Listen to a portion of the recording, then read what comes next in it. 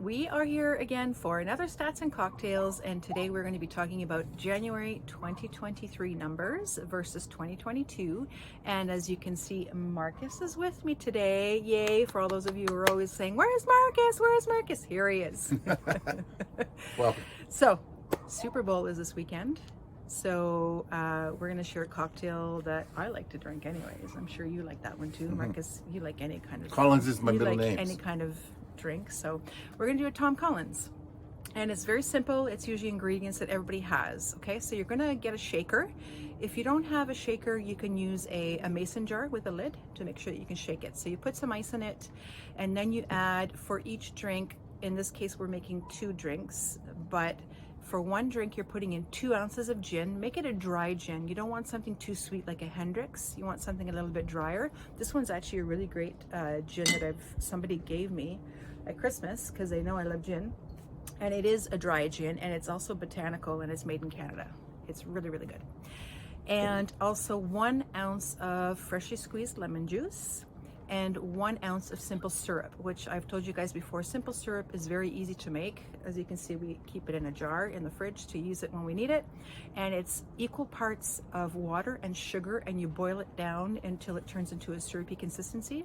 But make sure that you keep stirring it and making sure that it's not gonna burn, because it can burn pretty quickly, so keep an eye on it.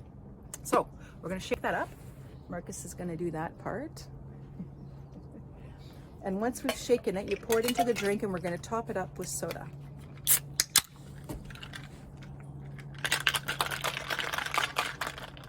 Hang on, time out here.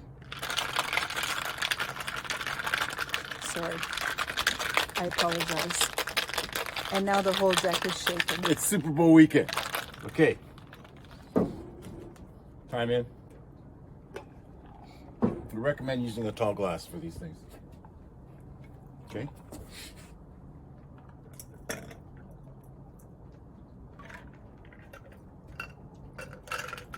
This is what it should look like. And you can just top it up with soda.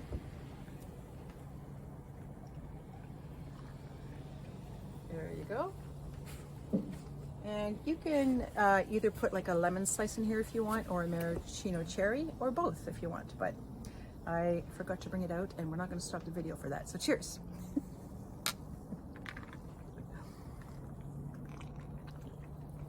Yeah, that's going to be good with some wings. Double up. Yes. On Sunday. Yes. Okay. Just suggesting. Mm-hmm. All right, so let's get back to the stats now. So these are the Caledon numbers, obviously. And the number of sales that occurred in January of 2023 were only 28 sales versus we had 47 sales in 2022. The average sales price has dropped significantly by about $340,000. We are now at 1.582 million, and I'm rounding this out to the closest thousand, as you guys know. Versus last year, the average sales price in January was 1.842 million. Now the days on market are a lot longer. We have 31 days of listings being on the market versus last year was 17 days. And the list price versus the actual selling price was 96% this year. So January we saw 96% of the asking price is what it sold for. Is that a good versus thing? Last year, well, it's good if you're a buyer. You know, sellers have to adjust as well, knowing that it's still a good price. We're still ahead of 2020 numbers. So, you know, it's still a good time to sell. And in 2022, the actual list price versus selling price was 1.06, so 106%.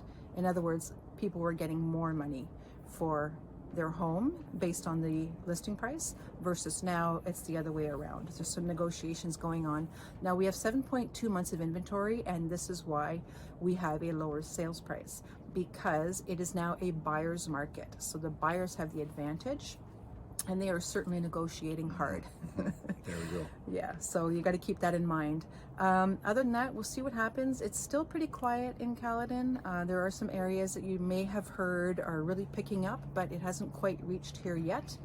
If you have a home that is worth about 1.1 million or less, those are the ones that are moving quickly, because it seems to be the first time home buyers that are out. They're looking for townhomes and semis or small detaches that they can afford.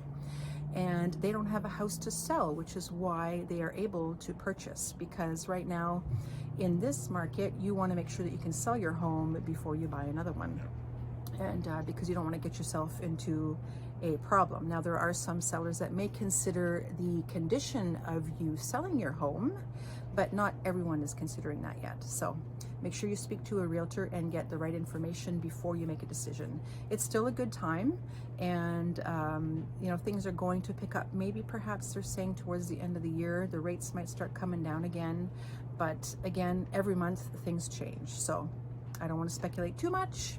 If you have any questions and you're thinking of moving, please reach out to me. I'm always happy to help. And until then, I don't know if I have a team that I'm going for. Ever since Peyton Manning retired, by the way, I have not found my favorite team yet. So if you got one, post it below. That's a penalty for calling Peyton Manning. He's not playing though. But anyways, good luck with your weekend. Cheers. Salud.